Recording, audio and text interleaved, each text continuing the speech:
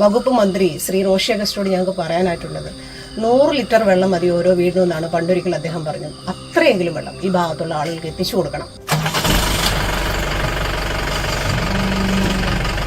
തൊടുപുഴ നഗരസഭയിലെ നടുങ്കണ്ടം വാർഡിലെ കൗൺസിലറാണ് KPCC general secretary കൂടിയായ നിഷ സോമൻ. നിഷ സോമന്റെ വാർഡിൽ കുടിവെള്ളം മുടങ്ങിയിട്ട് 2 ആഴ്ച പിന്നിടുന്നു. പലതവണ വാട്ടർ അതോറിറ്റിയെ ബന്ധപ്പെട്ടെങ്കിലും പ്രശ്നം പരിഹരിക്കപ്പെട്ടില്ല. ഇതോടെയാണ് വാർഡ് കൗൺസിലർ തന്നെ കുടിവെള്ളം എത്തിക്കാൻ മുന്നിട്ടിറങ്ങിയത്. നിഷ സോമന് ഇതൊരു പ്രതിഷേധത്തിന്റെ ഭാഗം കൂടിയാണ്.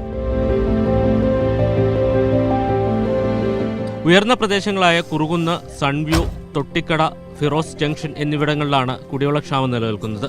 ഇതിൽ ഷീറോസ് മേഖലയിലെ സാമ്പത്തികമായി പിന്നോക്കം നിൽക്കുന്ന ഒരു കുടുംബത്തിനായി വാർഡ് കൗൺസിലർ കുടിവെള്ളം എത്തിച്ചു.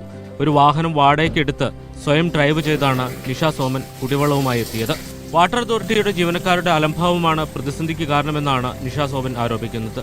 പ്രശ്നം പരിഹരിച്ചില്ലെങ്കിൽ വരും ദിവസങ്ങളിൽ പ്രത്യക്ഷ സമരത്തിലേക്ക് പോകുമെന്ന് ഇവർ വ്യക്തമാക്കി.